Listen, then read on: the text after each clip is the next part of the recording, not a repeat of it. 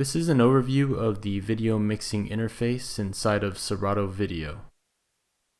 First things first, make sure you click the video tab on the top left here so that the video mixing interface is revealed. So what we have here in the middle is the left video channel and the right video channel, and these show you a preview of the currently loaded clips. And if you go into the file browser or the media crate, you can drag and drop clips directly into the windows, and you can see that they're updating as we do that right here. I'll go ahead and start the song so that the visuals start playing. And this middle rectangle right here is the video output window, and what it does is show you the currently active loaded clip, and this is dependent on what side the fader is on. As you can see as I move it back and forth here, the video output window shows whatever clip is loaded onto deck 1 or deck 2. The video output is also what you'd see on a projector or secondary display. So we've got the left video channel fader here and the right video channel fader. And these control the transparency or opacity of the video clip that's loaded in the video output window. So in other words, this is how you'd fade your videos in and out individually. So there's this link toggle right below the video channel fader, and what that does is link your hardware controller's channel fader to the video channel fader on the interface. So as you can see, I'm using my hardware controller right now, and it's actually controlling it. The hardware channel fader on deck 1 would correspond to the left video, and deck 2 would be the right. So next to the video channel faders are the effects drop-down menus, and these give you a list of different effects you can apply to the currently loaded video clips. And to activate these, you click the on toggles right below. And the knobs to the right either control the amount of the effect or the value of the effect.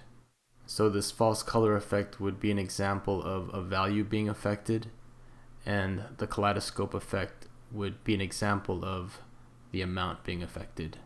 So the more you turn it to the right, the more kaleidoscopic it gets.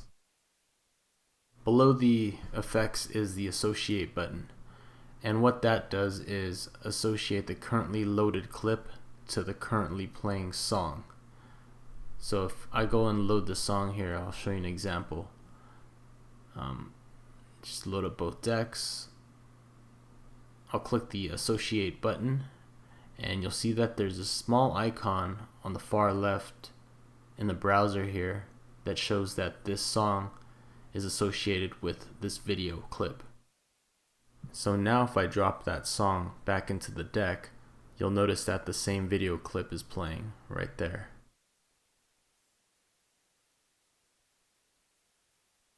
To remove an association with a clip, what you do is hold Control, Shift, and click.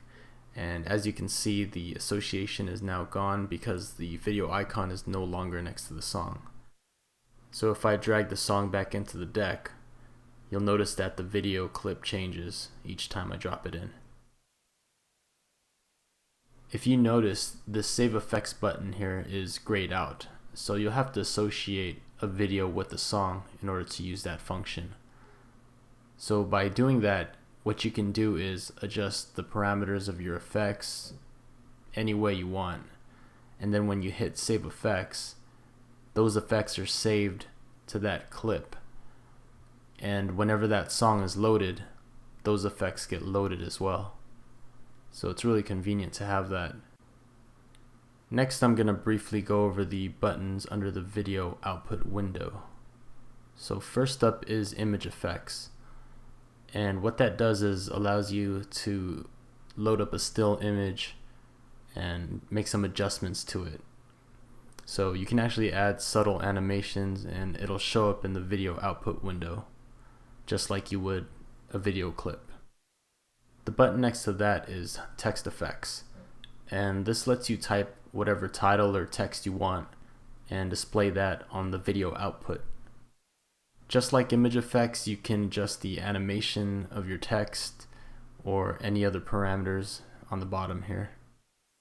Next to the text effects button is the XF button, and all this does is hide or reveal the crossfader right below the video output.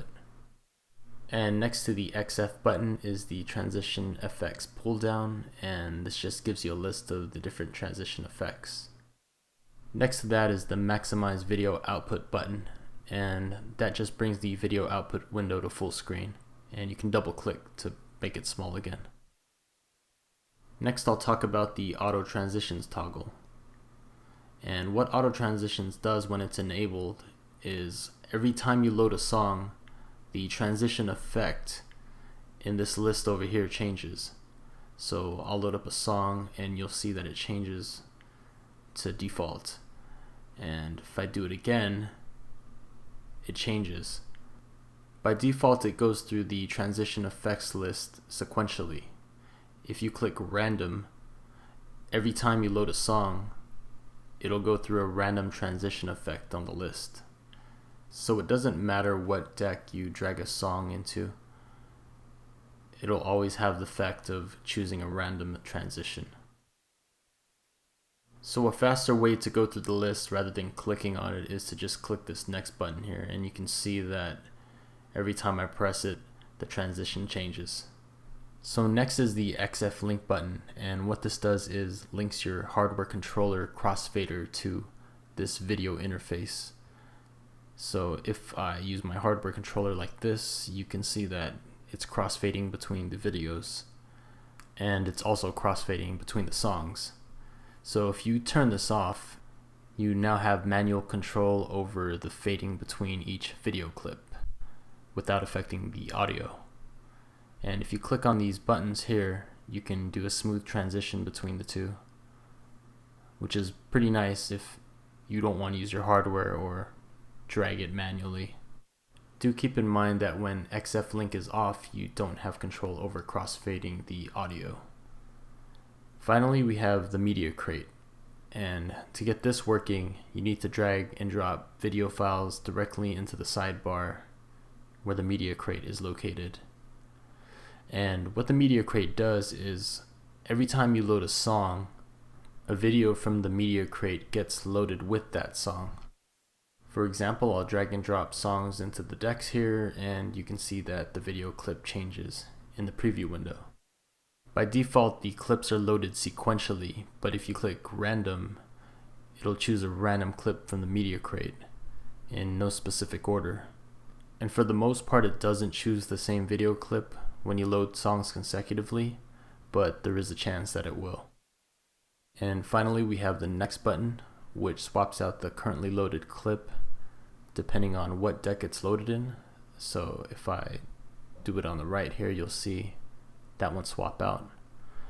And if I load a song on the left is the video clip that'll change. And that is the video mixing interface in a nutshell. The visuals I've been showing you today are from a set called Kinetic Shifts, available on DocOptic.com. Hope it was educational. Thanks for watching.